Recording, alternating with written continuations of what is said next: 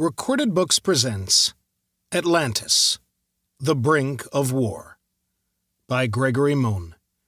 Narrated by Jonathan Todd Ross. From Porter Winfield, Director, National Security Agency. To President Laura Moffett. The White House. Madam President, I am pleased to report that we successfully interviewed the two young people who recently returned from Atlantis. You will receive a more detailed description of their journey in the coming days, but we have reason to believe their account is truthful. The vehicle that carried them is unlike any technology we've seen, and the girl with them has strangely alien features. We are convinced she is an Atlantean, but she has thus far refused to speak with us. The agency received your note communicating your distaste for long unbroken paragraphs, so here is a brief bulleted summary of what we know. 3 individuals, including former President Richard Gates, his son Meriwether Lewis Gates, 12, and Hannah Barkley, 15, daughter of iTide founder Miriam Barkley and investor John Barkley, survived the most recent tsunami in a custom-made submarine. The crew of 3 entered Atlantis on July 9th. The boy, who goes by Lewis, assured us repeatedly that there were no cannibals in Atlantis. We are not sure why he was expecting cannibals, but he asked that we include this in our reports. Upon their arrival in Atlantis, they met the Atlantean girl, Kaya, and were mistaken for invaders.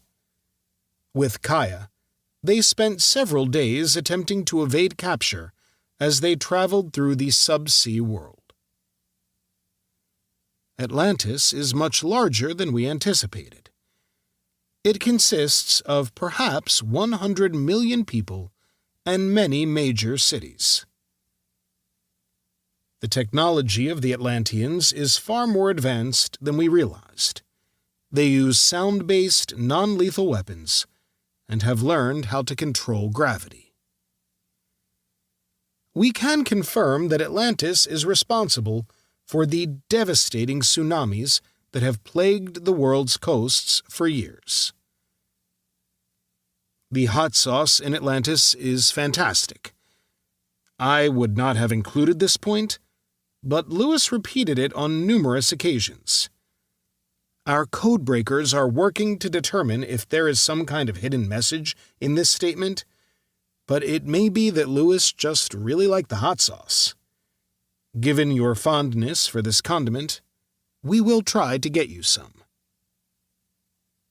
The 3 travelers were eventually caught and imprisoned in Atlantis. They managed to escape, but Professor Gates risked his life in the process and remains in Atlantis under the care of a local. We do not know if Gates is alive or dead. Hannah, Lewis, and Kaya returned to the surface in a stolen Atlantean warship, destroying a factory in the process.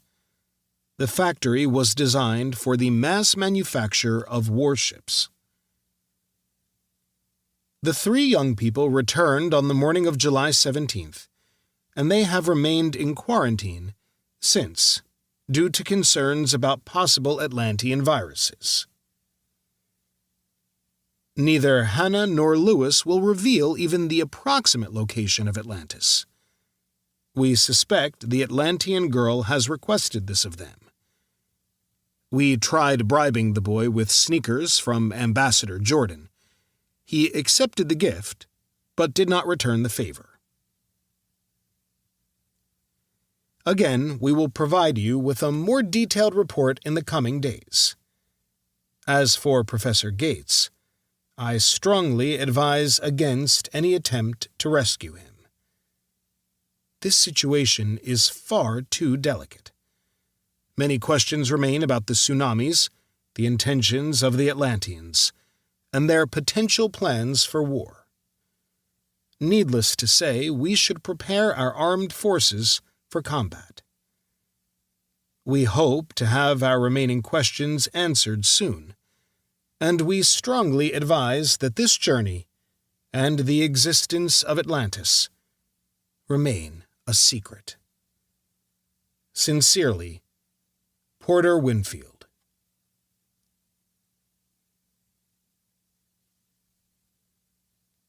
Chapter 1. The Surprise Spy. Ryan sprinted through the dark, narrow tunnels of the sewers beneath the city.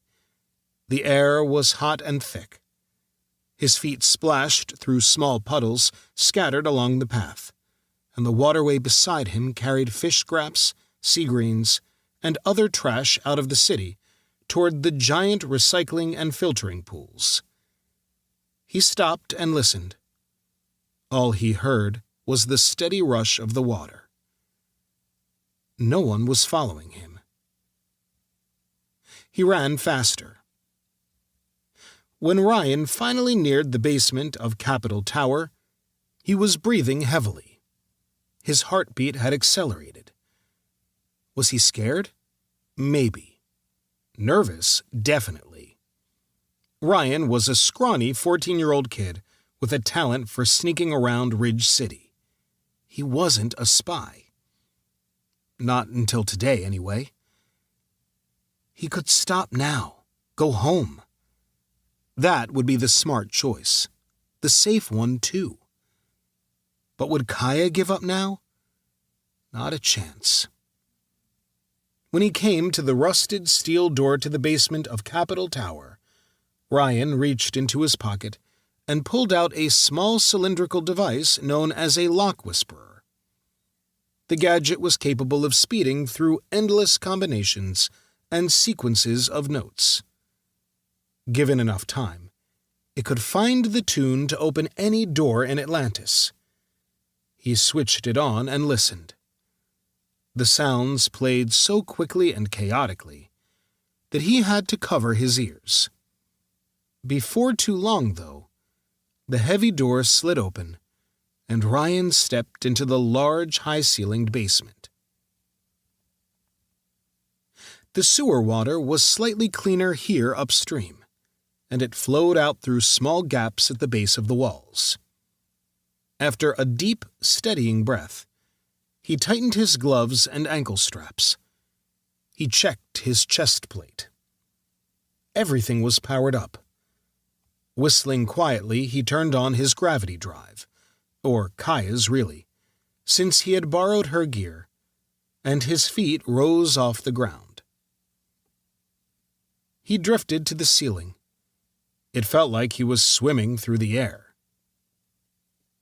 The vents and trash chutes that snaked down from the building's upper floors all ended here in the basement.